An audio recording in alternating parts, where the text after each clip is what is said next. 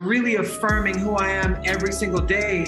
It's just a reminder to my soul so that nobody else's verbiage of me seeps in, and then I start to believe that and say, I'm not worthy. I'm so stupid. Because anything after I am is literally creating your life.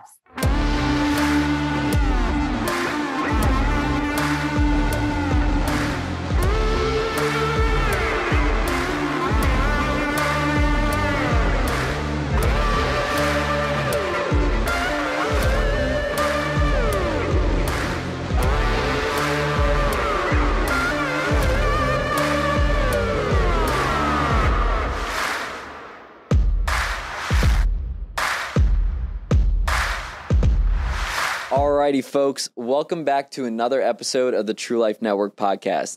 I'm your host, Mike Ashabi, and today I got a real special treat for you guys. Today's guest is a coach, international speaker, podcaster, and a best-selling author for the book Change Your Mind, Change Your Life. He went from being $200K in debt and living in his car to becoming a millionaire by doing highly important work that has impacted millions of people. His greatest belief is that when we connect with our purest, most creative selves, we open up wonderful doors of possibilities for abundance and transformation to enter our lives. Ladies and gentlemen, today I bring to you the one and only Mr. Garrain Jones. Garrain, what's going on, bro? I appreciate you joining us. Mike, thank you for that amazing introduction. And also, I just wanted to take the time to acknowledge you for just being brave enough to create something like this for stories like mine, to have wings, because somebody's going to be impacted by the magic we create today. I honestly appreciate hearing that from you, brother, man. So the one thing that made me resonate towards your message, we even spoke on the phone last night before all this was set up and whatnot. But the one thing that really resonated with me about your message was basically the transformation through all the adversity that you've been through, right? So I usually do start off with going through somebody's background, but before I even do that, I'm going to change it up a little bit here, bro, on you. I want to understand what has been the greatest lesson that you have had in life, and ultimately what has that done to inspire you to do what you're doing today to impact the amount of people that you are today. So I'd say that the greatest lesson that I've ever learned, as I connect the dots going back on my entire life, is that there is a lesson inside of everything that you experience in life. And there is a lesson inside of every interaction you have with someone. Once you get the lesson, then you get the blessing. The lesson is the blessing. People focus so much on the results that they miss all of the things in between, the little bitty lessons in between. So they can't articulate a lot of times, well, how'd you do this? Oh, well, I just worked hard. But if you can't articulate how you did something, you've missed a lot of beautiful lessons that you could potentially teach your kids, teach other students, go into jail cells, prisons, be on stage, TV, podcasts. Everything that I share was directly correlated with lessons that I've learned through things that have deeply impacted my life. So if you're going to pay me tons of money for sharing what I would share for free, that right there, if anybody is following me, that is a beautiful lesson that will last long after my physical body leaves this earth. 100%. You know what I really liked how you phrased that, articulating it to yourself, that lesson, right? Being able to articulate the lesson to yourself. I think that something that I'm very big on is internal dialogue. And when we're going through certain situations or, in a certain circumstance, we really can't see why we're going through it, right? And I always tell everybody your mess is your message. So ultimately what you're going through is just ultimately building your character to be able to withhold anything else that you face in the future, right? So I want to talk to you about internal dialogue, and then I promise you we're going to get into your bio because that's extremely important to me to understand your journey and what allowed you to become who you are. But how important is that internal dialogue to create that ability to have clarity through articulating that communication with yourself to go ahead and understand what the purpose of your circumstance or situation is doing for you? Well, the internal dialogue is it's super important because it's always going. And to really focus on the thing that you even said, it's like, sometimes you can't see it while you're going through it. And I have this phrase that says you can't see the picture while you're in the frame. So that's why it's so difficult to try to change your own life or teach yourself how to. So having a great community and having a mentor in your life that can pull out of you what you can't pull out of yourself will support you in your growth 10 times fold. But as far as internal dialogue, there's 100 million voices going on in your head at one time. They say you have something like 50 something thousand thoughts per day. But I really want people to look at this. Anything that's ever impacted you created a story. The story's still going. The story is like you go on your phone and then there's an app that's open. Well, the app, the more apps that are open, the more it slows your phone down. So whatever impacted you in your life created an open loop, a story. If you've never actually dealt with that childhood trauma or forgiveness or letting go of that resentment from the heart and soul of the little kid, well, that app is still open. That story is still being told. So you can be an adult, which I say adults are deteriorated children. You can be an adult still having the same habits and the things that trigger you since you were like 5 or 6 years old, because you've never actually healed that or cleared that or created a new possibility from when you were a little kid. So how important is it? It's actually running your life. It's creating the results that you have now, whether you know it or not. And here's the crazy thing. Even if you don't know it, you're producing a result based off of stories that you keep running in your internal dialogue from when you were a little kid. And it's just going to keep going and going and going. And like Superman, with that trying to stop a locomotive train, as strong as Superman was, on contact, it pushes him. He has to use 10 times the velocity just to get it back to going the other way. So trying to change your life, trying to have different thoughts when you've been habituating the same thought from when you were a little kid, this is what's actually creating the result. This is what's attracting the man that you don't want, the woman that you don't want, deflecting money that you're trying to force or overcompensate to get. So the internal dialogue is so important.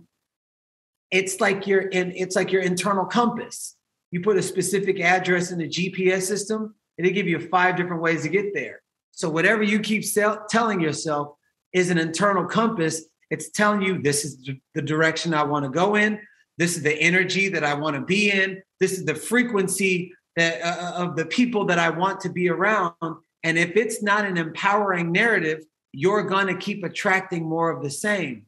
So having affirmations that literally tell yourself who you are, rather than listening to what society tells you who you are, the president tell you who you are, your negative friends tell you who you are. Because ultimately what will happen is we start to live life based off of who we think other people think we are, which is a prison inside of a prison. You're quoting the philosopher Cooley that Jay Shetty talks about. I'm not what I think I am. I'm not what you think I am. I am what I think you think I am. So living in a perception of ourselves based off of what we think the external thinks of us. Yes, and then I turn it to prison because I've actually been in prison while in prison in my mind. So I know what it feels like viscerally in my body. And so by me having affirmations and affirming who I am a powerful king. I am a son of God. I am Garrain Jones' son, the son of Tony Jones, and like really affirming who I am every single day. It's just a reminder to my soul so that nobody else's verbiage of me seeps in. And then I start to believe that and say, I'm not worthy. I'm so stupid. Because anything after I am is literally creating your life. I'm so slow. I'm so sorry. I'm so stuck. You will manifest those things in physical reality over and over and over and over and over. That's the power of your internal dialogue. It's literally controlling your life. 100%. I always tell everybody that the internal dialogue is the foundation to how your life is going to turn out, right? And I think this is a perfect time to transition to your story, because there's a lot of things that you said that I could pick off that going through your story, I'm going to be able to hit on as well. But, I understand your journey, right? Going from, being raised by an alcoholic, abusive, drug dealing father, being murdered at 12, going to prison for car theft, etc. Well, my dad wasn't murdered at 12. He was murdered when I was 12. Correct. That's what I meant. I apologize for that. And then, going through car theft, drug dealing yourself as well. And then ultimately going to prison, being sentenced for 12 years, but having the opportunity to come out after 2 years. That's a lot of adversity. That's a lot of experience that's giving you knowledge on how to alter your life from that point on, right? I really want to understand, how the external influence, the environment that you were in, allowed you to get to that point. And then once you actually connected with your higher self, that internal dialogue, and shifted the narrative, because here's the thing, our future is based off of the bullshit story that we keep telling ourselves, which ultimately is influenced by what we are hearing people around us say about us, which is not even real for us because that's from somebody else. And then through repetition of hearing that, we start believing it though, right? Repetition creates permanence. So I want to understand the journey of what got you to that position. And then as you're in that mindset, after you got out of prison, what was that mindset switch and what allowed you to go ahead and take control of the narrative to go ahead and create the future that you now have? Yeah, so I'd like to give a special shout out to my mom. She's she's not the reason why I was in prison, but she's the one who inspired the monster inside of me. And I'm so grateful for her for it. You got these parents that would just give their kids everything. So they never know the value of learning how to earn it. One time I asked my mom, and this was at age 6, for a pair of Jordans. And I had a small foot. So a pair of Jordans, maybe it was like $120. She said, I'm not buying no Jordans. When you can make your own money, you can buy whatever you want. I don't know what it was about those words. So imagine a 6-year-old. I'm 42 now, about to be 43. Imagine a 6-year-old hearing these words, and then something grows inside. When I can make my own money, all of a sudden I just started to think, how can I make money? I was never taught how to make money or integrity or anything like that. When all I was taught was when I can make my own money. So I started stealing and selling things. I started washing cars, going from door to door, mowing lawns, because my mom's boyfriend, Willie, used to mow lawns. And then I would go with him to mow lawns, and I'd, $20 for the front, $20 for the back. And if they'd say no, I'd try to wash their cars. If they'd say no, my mom said, you never took no for an answer. You were always hustling and going from door to door. I didn't know that was actually that's like the makings of an entrepreneur. So a lot of people, they work a 9 to 5 their whole life, and then they get into entrepreneurship. Then all of a sudden they get butthurt after the first rejection. I got told no maybe 500 times by the time I was 8 years old. So I'd already built a pattern of, I'm going to just go until I get a yes. But I didn't know this because you can't see the picture while you're in the frame.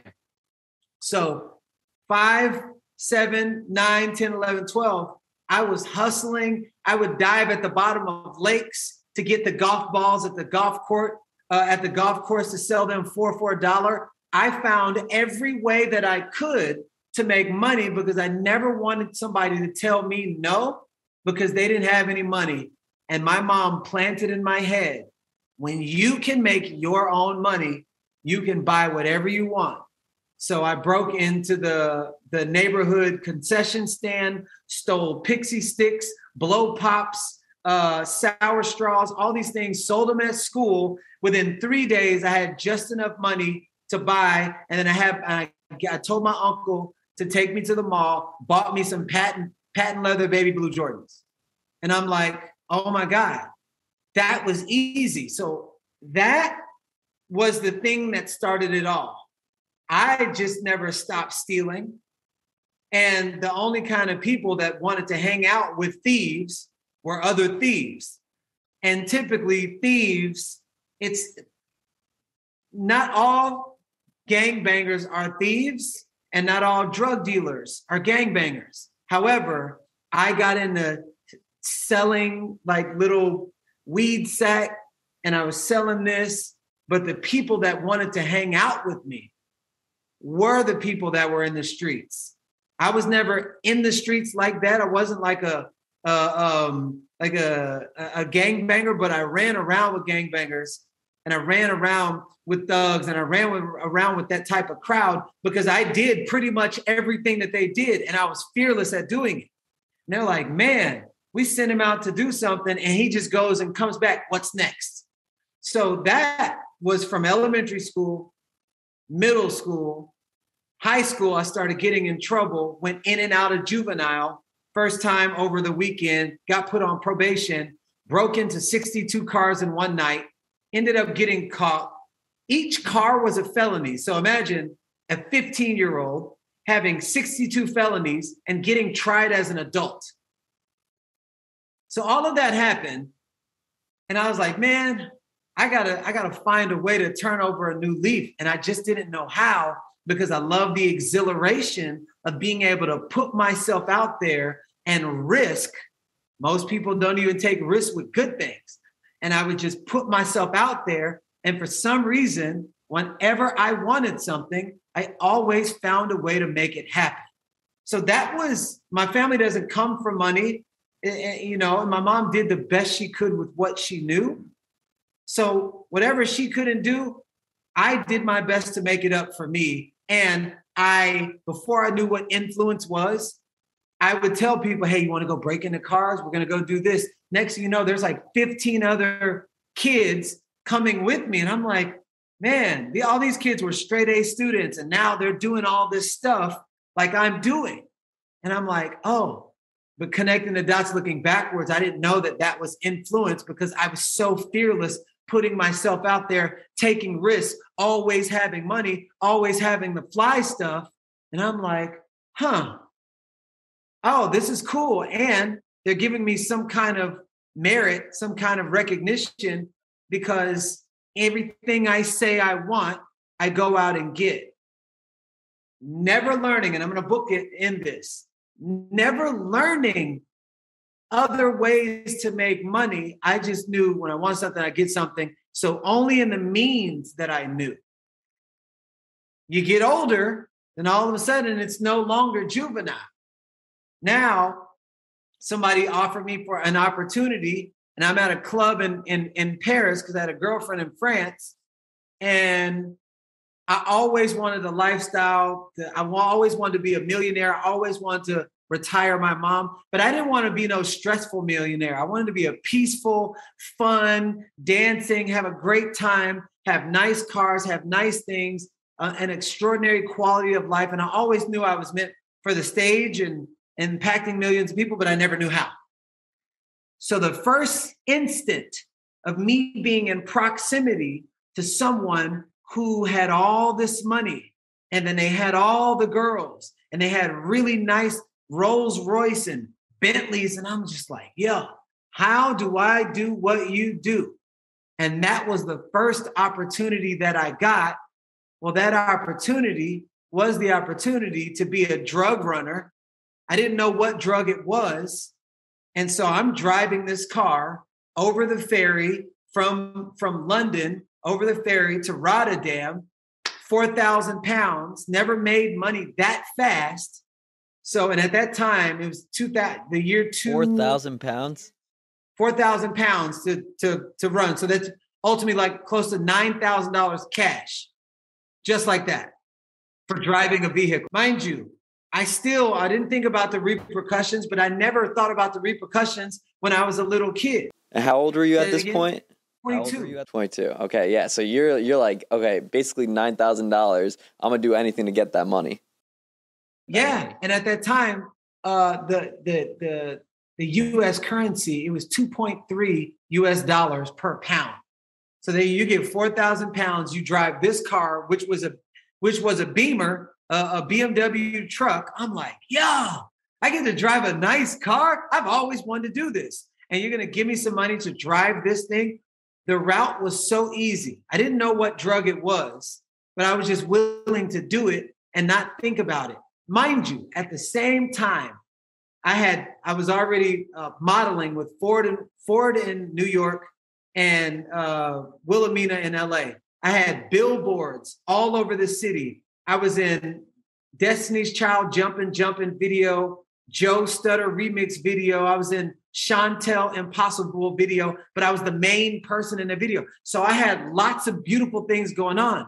But in the modeling world, you do a job, you don't get the money till like 4 or 5 months later. And I was like, man, this is the first time I get the opportunity to get instant cash.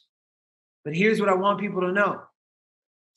I was never taught right and wrong way to make money. I was just like, when you can make your own money, you can buy whatever you want. So I'm making money in modeling, and on my dark shadow self, the side that nobody knew, I was doing drug running. I did the route 7 times in 2 months. So imagine 9,000, 9,000, 9,000, 9,000, 9,000, 9,000, 9,000, going, coming. And I never got caught. And my scapegoat was I was a model. And here's the cover of me on a magazine. So every time I got to the border, the officers was like, oh, nice. Oh, go ahead. He was like bigging me up. 8th time. This is where I'm going to close it. The 8th time, they had me fly into France, and everything about it felt wrong. Everything about it. That feeling up in my gut. I get to the border, and I'm going to show my modeling magazine again. They asked me to step out of the car. I'm like, oh, this is new. They've never asked me to step out of the car. They say, we want to see what's in your trunk. I'm like, wait, what? I've never been asked that. They open up the trunk. There's Congo drums. I still don't know what's in the Congo drum. I know I'm doing something bad, but I never asked what was in it. They put the Congo drums in the x-rays. It's like these little bricks. You can see shadows of bricks. As soon as you saw that in the x-ray, they put cuffs on me. I'm in France, in a foreign country where I don't know the language. And I'm like, oh my God. Then they open up the Congo drums and they pull out these yellow bricks one by one. I say, I don't know what it is, but my life is over. I'm on billboards. I'm in magazines. I'm in music videos. I just had a daughter. My life is over. That right there was the first time in my life I actually thought about my actions. And in a weird way, I took responsibility for everything I gotten away with. And I was like, this ain't the reason why I'm getting caught. It was for all the times I never got caught. It built up. And now it has met me. And karma is like, you thought you were going to get away? And I handled it like a true champ. And I was like, damn, my life is over. So that's where it all led to 2000. I was in prison from 2002 to 2005 for 2.5 years. And it led me to that moment right there. You know what I love about the buildup of the basically the buildup of what you needed in order for it to click at that very moment was all the little things that you've done. And you know what they say, right? Success and failure are not one big event. It's a buildup of all the small things you either did or didn't do that got you there. So basically, once you actually get to that turning point, you start evaluating all those little things, maybe not, externally to somebody else, but you start realizing them, just like you said, putting the pieces of putting the dots together. And Fat Joe talks about it in one of his songs. He says, I did it all to put the pieces to the puzzle, right? And I think that going through all those adversities in life is putting the pieces of the puzzles together and realizing what's right and what's wrong. And I think this is extremely, like, this is one of the biggest reasons why I really, really do resonate with you, is because maybe not to the extent that you've gone through the adversity. I've gone through certain adversity myself. Just I'm not too sure how much you know about my story, but I actually did grow up in a decent wealthy area. My parents brought me up in Upper Saddle River, New Jersey. So all these kids did have all these nice things. But the one thing I'm extremely grateful for my dad was he never gave me the nice things. He told me, you want it, you earn it, you go get it yourself. So similar to your story. So what I would do differently was I would go ahead and like go to all my neighbors, like gardens, like pick all the flowers and like go knock on doors trying to sell them. That's how my entrepreneurship journey started. I was wearing sweater vests to like 8th grade. Come 9th grade, I'm in high school in this whole new environment. I want to fit in. I always wanted to fit in. You know, even in middle school, I was always put in the special ed classes. So I was always told something was wrong with me, right? So come to high school, I was like, all right, I got to fit in. And being in high school, you're in that environment where everybody's starting to experiment with drugs and, you know, alcohol and whatnot. So at that point, what I ended up doing was I started selling drugs. I went from basically like month 1 of high school wearing sweater vests, like really trying at school because I want to be a neurosurgeon in 8th grade, to a month later, to my first year of high school, you know, coming in with a backwards hat, pierced ear, guinea tea. Like I changed up my whole entire look in like 24 hours. You know what I mean? And I was like, I'm going to start selling drugs. I want people to like me. You know, I'm tired of being bullied, etc. So I started selling drugs. I started using drugs. And, you know, I think because I didn't have that guidance, because my mom, you know, she was around, but she was, you know, sick when I was younger. My dad was always at work, and I always see all these nice things. And, you know, for example, one of the kids I went to high school with, his dad owns a company As Seen on TV. So he's literally like, you know, like getting everything he wanted. Everybody else is getting everything that they wanted. And I want things, but I can't get it. So I'm like, put 2 and 2 together. Rich kids, they have money, they want drugs. All right, I found the solution because I know people. So I literally started putting on that front, trying to fit in. And I think that ultimately consumed me. And I didn't have the lessons from my parents to teach me the ethics, the integrity. And that's why I went that route rather than the ethical route. And it got to a point where eventually, you know, I even ran from the cops. You know, my parents got me a brand new BMW for my 17th birthday. And, you know, at that point I was like selling more than weed, like cocaine, you know, other drugs and whatnot. And I remember I was in a car. I skipped school that day. I was in the car with one of my buddies, and we were going to his house to smoke. And I had some stuff in the car, but ultimately I was going 95 in a 25 because I got a brand new BMW. All right, you know, BMW in my town was nothing compared. Like there were people driving Rolls Royces, like Ferraris and whatnot. So my parents gave me some stuff, but like not to the extent of what was quality in my town. You know what I mean? Like everybody had a BMW. It wasn't a big deal. So I was still trying to fit in, but I skipped school and I was like, you know what? 17 years old, 2 months into having my license, you know, let's test out the car. So I'm going 95 and a 25. There's a cop. I got shit in the car. Damn. And I'm like, well, fuck. I'm only like 2.5 blocks away from my house because he's facing this way. I'm going this way. And I was so scared because I actually couldn't find my wallet that day too. I remember I was like, you know, I don't know if I should be driving without my license on me. I passed him. My heart sank. And ultimately within like 2 seconds, because I wasn't taught ethics and morals and what's the right thing to do, I decided I'm going to go put the car in the garage and I'm going to hide and make sure everything's, you know, like undercover. So I started flooring it again after braking. Hit one block, and another block. I was looking in the mirror to see where the cop was. I was probably at about 100 miles an hour at this point in a school zone. And I'm looking in the mirror to see where he was. He was nowhere in sight. All of a sudden, I turned my eyes back on the road, and it was my turn to my street. And I quickly jerked my arm to make the turn. And I realized you can't make a 90-degree turn at 100 miles an hour. So I brought the wheel back straight, hit a curb, flew over a bunch of rocks, bunch of shrubs and whatnot, 15 to 20 feet onto someone's property, and got arrested with a felony of second-degree eluding. Luckily, I was 17 when that happened.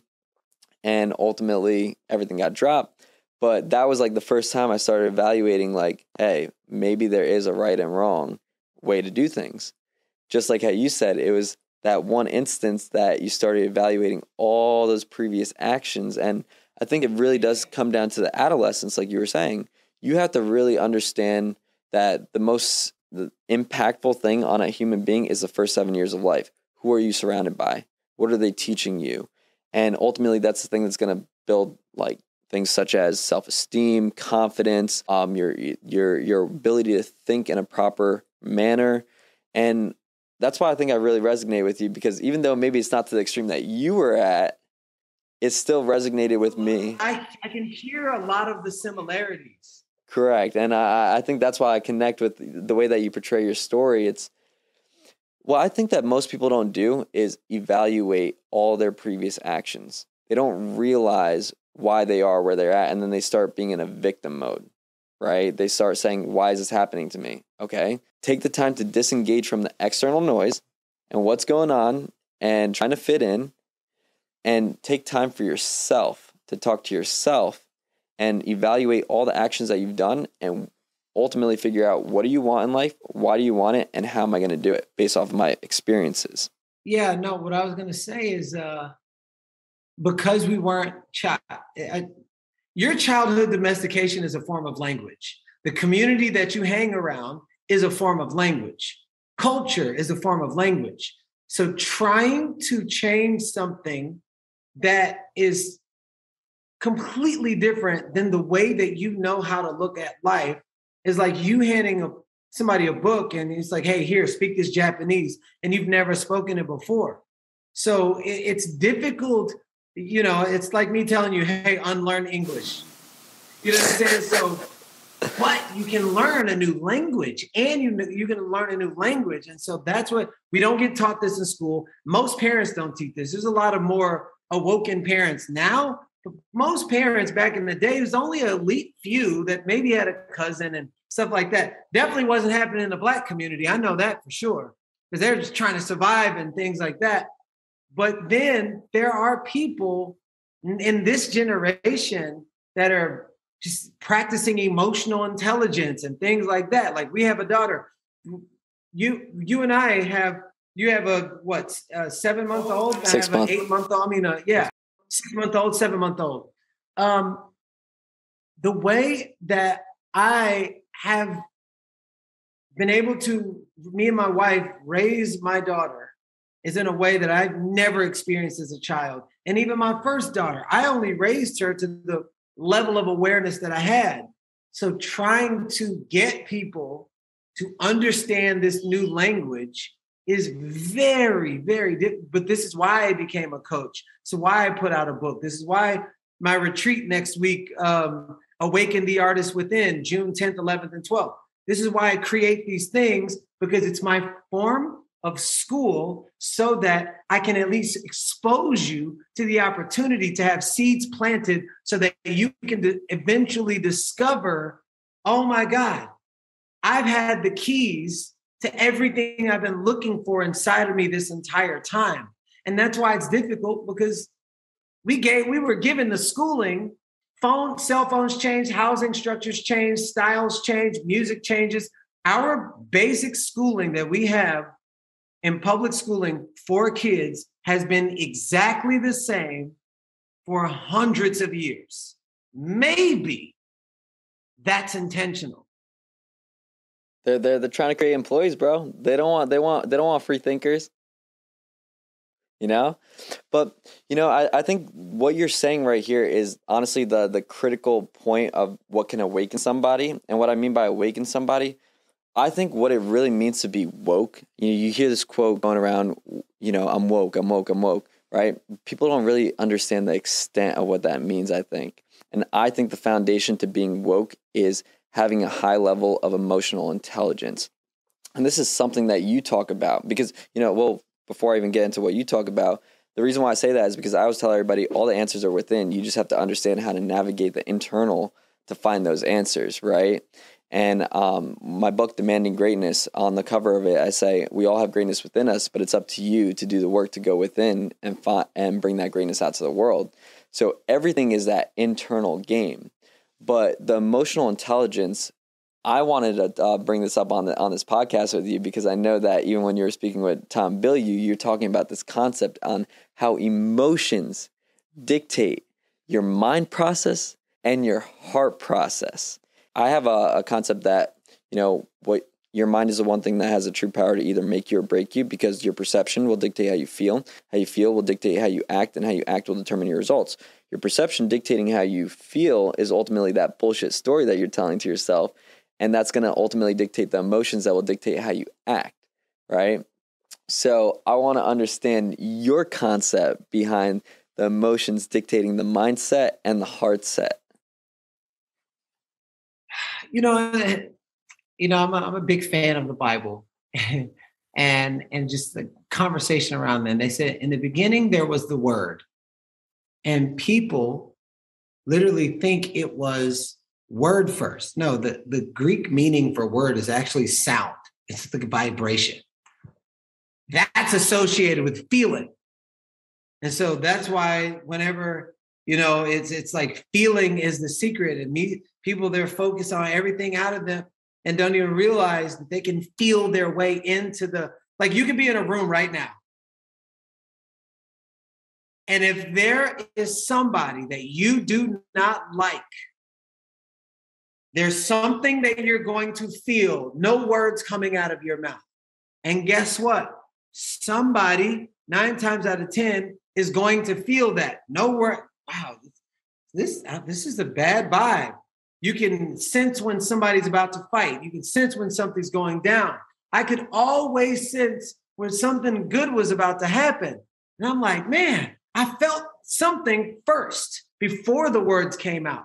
So I started paying attention to the feeling. And, you got brain cells in your gut.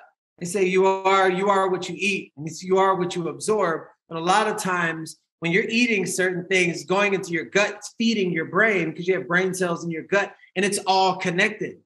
So if the heart that we have, which is, it gives off the EKGs of the heart, gives off some of the most powerful frequencies in the world. Most people don't use it. They don't use the depths in their heart. That's the feeling sensory. So if you can use your heart as an emotional compass, I keep talking about this thing, it will give you treasures. And it already has given you treasures, but most people they allow their minds to talk themselves out of what their heart brought them into. And I'm not talking about the feeling like, I feel sad. I feel like it's not going to happen. That's probably your negative aunt that you stored inside of your brain. External and that's somebody who impacted you. I'm talking about the feeling that moves you. That right there is right. You know it. You're taking a test in school. You didn't study for this answer. You're like, and there's something that's pulling you towards this answer. And nine times out of 10, it's right. It's not an accident. I haven't seen Chris in a long time. But then Chris calls you. That's not an accident. Oh my God, I was just talking about it. That's not an accident. It's just a muscle that you don't continuously use. It's all energy. Yeah, and energy goes where energy flows. So if you can understand energy, and we're all energy, and money is energy, and love is energy, and you are energy. You're the most powerful magnet in the world. You're either attracting or deflecting. Maybe start trying to give off an energy that will plant the seed in the world, in nature, so that the world can start growing it can manifest in physical form what you've planted based off of your feelings. Your feelings eventually become reality. Man, I'm ugly. I'm ugly. I'm ugly. I'm ugly. I'm ugly. I'm ugly. I'm ugly. I feel ugly. I feel ugly. Don't say it too much. I don't want you to start feeling that. Yeah, no matter how pretty somebody tells you are, you will have that insecurity your whole life. And one of the examples that taught me this early on, I remember I was trying to skip school, and I'd be perfectly fine. And I'd be like, Mom, I feel sick. Mom, I feel sick. I feel like I'm gonna throw up. Mom, I feel sick. Then you actually Why? Then you actually start feeling sick. Why? By the end of the day, I was throwing up and I felt sick. And this is when I wasn't even aware. So imagine the billions of people who are walking around unaware that their feelings are literally creating the emotion that's turning into the actions, and the actions produce the result. But if the action, no matter how good it is fueled by insecure feelings, the result internally will come back no matter how much money you have, no matter how many women or men you slept with, no matter how many houses, cars you have. If it's not authentic and true to you and you don't feel good, whatever seed you plant out in the world is going to come right back into you. And that's how you can have a friend that was like mine in the entertainment industry that had all this stuff, put a bullet into his brain because he had everything but himself. He didn't feel good. He's tried to fake everybody out for the sake of approval. But really, what's the point in having all those things when you can't really enjoy it internally? Facts. Big facts there, bro. I think that ultimately what we got to start teaching our adolescents is really, I talk about this, like bringing this is something that I eventually want to do and bring this to schools and whatnot. I think that, I know it's going to be hard to change this, but I think that the most critical thing that we could do for our future generations is start instilling emotional intelligence, confidence, and teaching from our adolescents, like kindergarten, elementary school, like all these actual concepts of what life is really about. Even, for example, I know this is more business stuff, but like how to do your taxes. People get out of school and they're just kind of like thrown out of life, and they're confused. And when you're confused, what happens is it leads into non-activity. That means you're not going to take action to be able to try different things and take risks. And I think that starting at the adolescent age to instill that stuff into our future generations is going to determine how our future generations really turn out and how we engage with each other. And I think that's a huge portion of it. It really comes down to emotional intelligence, to be aware, and ultimately awareness. That means that you can actually control the outcome of certain situations and circumstances and actually create different results than what we've been seeing, over the past generations, like from our history. One thing that I do want to talk about, though, in regards to emotional intelligence with you, is something about sales. And I'm going to throw this in a little bit of a different direction because I do teach a lot of corporations about sales. And I think that the way that most people are teaching sales right now is completely the wrong way. They're talking about, okay, you need handling objections. They're talking about, an intro, how to qualify, etc. I think it's complete bullshit. If you need all those strategies and etc., you're an amateur. What you need in order to actually produce sales is effective communication, which is highly in line with emotional intelligence. I need to be able to understand you, but in order to understand you, I need to be able to understand myself first. And I always tell everybody this, right? So let's say, for example, you're in a situation where somebody hands you an objection. Typical sales professional, they get handed an objection. What happens? They become insecure. They're scared because they don't know how to answer it. So because they're telling themselves that, I don't know how to handle it, that sense of insecurity, that feeling of insecurity takes control. And the way that they're responding, look at it like this, right? When you become insecure, insecurity is an emotion, like we were talking about. What's emotion? It's internal energy being projected through tone and projected through that frequency that somebody else could pick up on. It's the emotion. That frequency is being picked up on by the prospect that you're insecure. And once they pick up that you're insecure, you lost. So how do you actually handle objections? You handle it yourself and just look at it as, hey, it's a simple question. You don't know the answer to it. Don't be afraid to tell them the truth. The truth will set you free, right? Be real. But when you try to cover it up and say, oh, I know the answer, and lie, that's when you get caught. that's when it's unethical, right? So I think that the concept of emotional intelligence and effective communication needs to be brought up more and more through adolescence, and also with a lot of sales trainers, because that's the game I'm in, and I see that they're all just kind of lying to get the deal. It's all about the money rather than being genuine, caring about the other individual. It comes down to love, right? And I'm going to throw this on you. You know Will Smith, right? Obviously, everybody knows Will Smith. He has a concept that love is spelled L-U-V. Listen, understand, and validate. So when you're speaking with somebody and you genuinely care about them, you love them, you're going to be utilizing active listening to really connect the dots and truly in-depthly understand them, where you can validate them by responding accordingly to what they say. How many times you talk to somebody, you say something, and then they say something completely disregarding what you just said? That's because they're not actually listening. They don't really care. But before you could do that with another individual, you got to do it with yourself.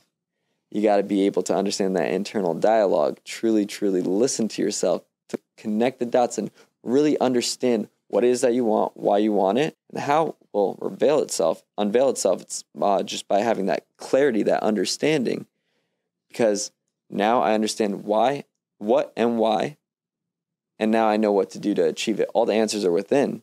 You just have to understand how to obtain those answers. Everybody knows what they got to do, but they don't know they don't do what they know, right? So I want to understand the concept of love and genuity and how that's impacted your life in order to really impact others and actually caring for others. In regards to, in the context of sales? Not only sales, just in general. If you really look at it, when we're speaking to people on stage, we're giving them a certain perception. We're communicating, right? Yeah. And if you're not selling somebody on an idea or yourself or et cetera, you're being sold, right? So I want to understand through your communication style, how does that love, that genuine care really allow you to really make that impact that you're looking to make? One thing I've learned is people listen to who they can relate to. And, there was a time in my life where I would tell this generic story and I'm like, yeah, I'm a personal trainer and I do this and I do that. And inside I was dying. Like I was legit dying.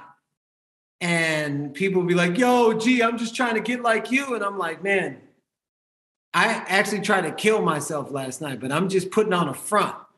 So if I could fool people and I was the happy guy, what that told me was the cemetery is not where you see the most dead people. You see people walking around every day with something that's died inside of them. And I was one of the people that leading the charge.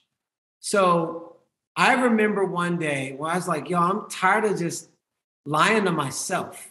And this is going to lead into how I connect on all fronts. And I went on, and this is on social media. This was my big break. I went on Facebook and I did a post and I wrote down, you think you know me? You have no idea. You know this, but what you don't know is I'm sleeping in my car right now. You don't know that I've cheated on almost every girlfriend I've ever had. You don't know that I'm $200,000 in debt. You don't know I tried to kill myself twice. You don't know, most of you don't know that I was a special needs. I was in special education, had a learning disability. I talked about all these things that I've never shared outwardly. And then when I shared that, it was the scariest moment of my life. And the first message I got was from somebody who said, and I didn't even know this person, on Gmail. When I read your story, I put the gun down. Thank you for being brave enough. How did you get that strength? I was like, oh my God.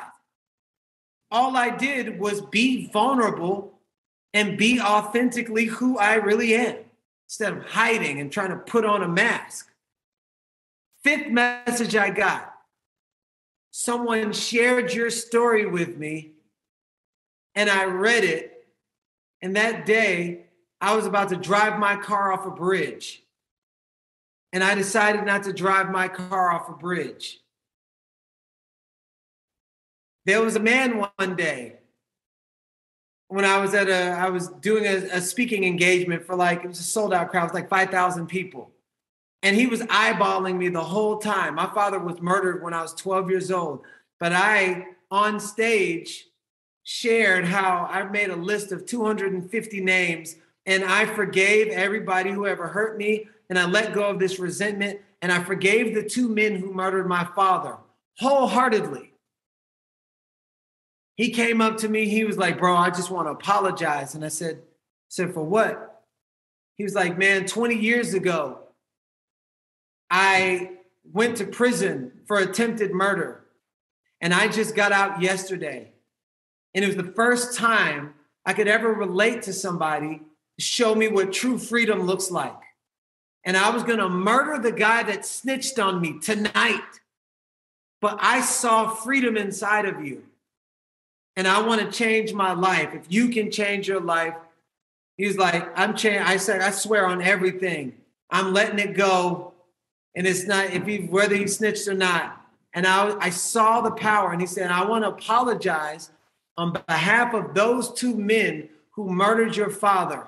And when he said that, all these tears came up because that's the emotional closure that the 12-year-old me always wanted.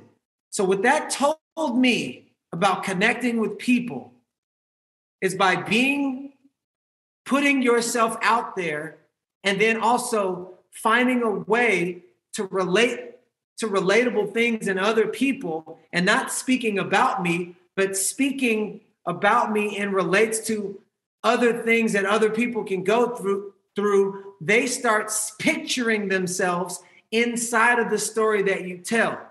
You get anybody to see themselves differently, they discover with this strength within to then start doing something about it. Most people don't see themselves differently until they see a version of themselves that they might want.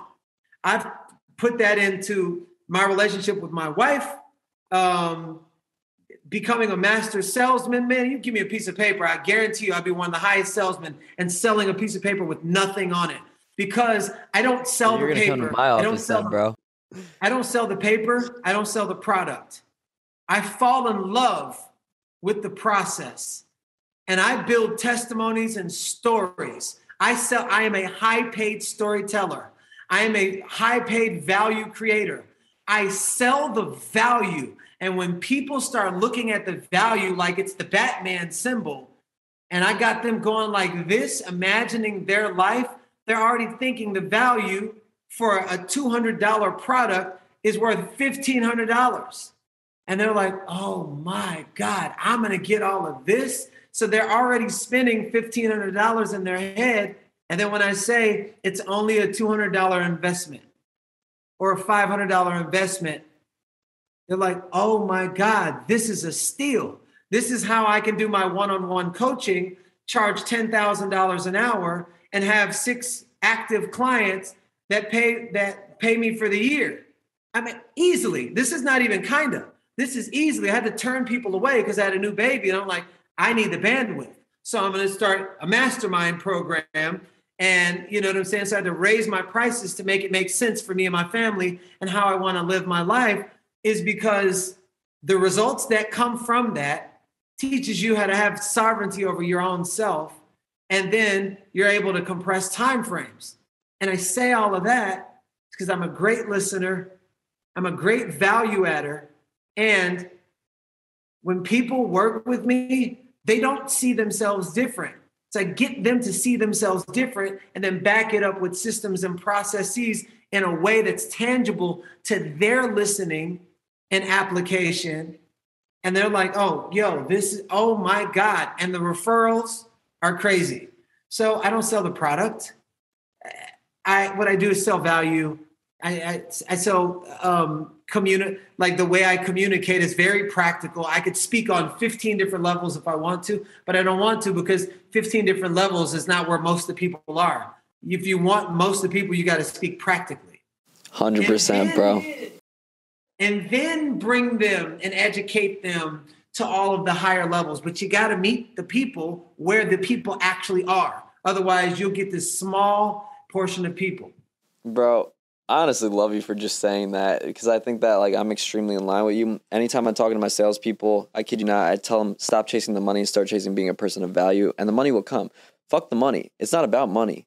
You know, money is just a tool that you could leverage to get exposure towards a message, right? But at the end of the day, it's really about the genuity, the care, actually wanting somebody else to be in a better position, and like letting them know that they're not alone. And I think, you know, based off our conversation yesterday, I told you, like, you know, before I wanted to commit suicide, you know, I heard Eminem, and he said, now I could have either sat on my ass and pissed and moan, or take the situation in which I'm in and get up and get my own. And that was like the switch for me, that when I realized that, hey, my life has so much more to it rather than what's going on right now, you know, I wanted to be a voice for somebody that, you know, ultimately they realize it's not the end.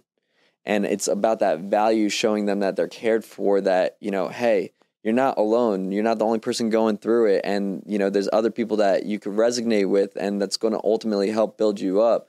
I think that's really what it's about for me too. You know, really just being there and building a community of people that really, you know, want to help each other, build each other up, grow with each other, and really make an impact to really change the world and bring different perspective instead of staying stuck in the system. I always tell everybody the greatest form of control is being in a prison cell and not even realizing that you're in a prison cell. And it's based off the things that we're consuming, the music, the what we're reading, what we're seeing on social media, etc. When in reality, you want to break free from the prison, go ahead and look within and go ahead and bring that out to the world. Give something new for the people that read. Yes, sir. Yes, sir. So Garrain, you know, I know we are on a time frame here. If anybody wants to consume your content, they want to get more insights on what you do and ultimately, you know, look at your services and whatnot, where can they go to find you? Well, you can definitely hit up my website, Garrain.Jones, speaking to sales reps and speaking corporate companies, building productivity, all that kind of stuff. So you can go to my website, facilitating workshops, website. My book, Change Your Mindset, Change Your Life, is in Spanish and English. It's on Amazon. I wrote it. It's very practical. I'm always doing retreats. My next retreat is called Whole Life Express, and it's like truly having success, or at least knowing how to put a plan together so that you can have success in every area of your life. And then that's going to end with a retreat. So I'm about to launch that in about a month. And Congrats. thank you so much. My Instagram, Garrain.Jones. And I'm just excited. I'm really, really excited for the work that you and I get to do in the world, because there's so many people. That's why I don't get, like, somebody's kind of doing the same thing. I'm like, yo, bravo. Like, there's only one me. Like, there's so much prosperity and wealth to go around. It's abundance. I'm excited. I'm really excited, and I want to bring this knowledge and these kind of understandings and share with people the opportunity to, especially when you're not happy. It's different when you're happy, you're living a joyous life, and you want to go to the next level. But there's a lot of people that are crumbling inside, no matter what it looks like on the outside, that are not happy, and they just lack direction. They lack mentorship. They lack coaches. They lack culture and community. And that's why we're here. And that's why we're so passionate about what we do. I'll do this for free. And I think that's why I keep getting paid tons of money for it, because the energy that's flowing isn't coming from pay me my worth. I know my worth, and I'm either really expensive or I'm really free. And so because I know that, I want to teach people how to own themselves in that way and be grounded in their presence so that they can create and author a reality of their life that they really want. Not one that's partial. I'm going to leave you off with this. Everything that you said is talking about your full potential, right? I always tell everybody this, ready? Your potential is your worth. So utilize your full potential and go get what you're worth. And what you're worth is making an impact and helping other people achieve their dreams. And once you do that, abundance comes. So on that note, Garrain, I appreciate you, brother, man. I still owe you dinner when you come out to Florida. I got you, brother, man. I cannot wait. Listen, I was just in Florida like 2 months ago. Well, hey, bro, I recently found all your content. You know, I resonated with it, and I was like, I got to get in contact with this guy. So I'm sure we're going to do other stuff when you come out in Florida. Not only do I owe you dinner, we're going to do a podcast in person, okay? And ladies and gentlemen, we haven't confirmed this yet. It's up to Garrain, but you might see him at the True Life Growth Summit. Yeah, I just need to check with my wife, and the invitation is there. I'm a yes, and then there's baby and wife, and then we just make it happen. Hey, I'm on the same. Learn from a very wise person. I learned from a very wise person. Make a decision, then make the right decision. So right now, I've already made the decision, so I'm in. I appreciate you, brother, man. Well, hopefully we can make that happen, bro. And anything you need, anybody who found value, definitely go ahead and follow Garrain and make sure that you stay tuned with his content, because he's here to just give perspective and insights on what it really takes to turn your life around. Garrain, I appreciate you once again. Let's do it, brother. What's going on, guys? If you guys like that episode of the True Life Network podcast, make sure you like, subscribe, and make sure to go ahead and turn on those notifications so you don't miss out on any upcoming episodes. Upcoming episodes.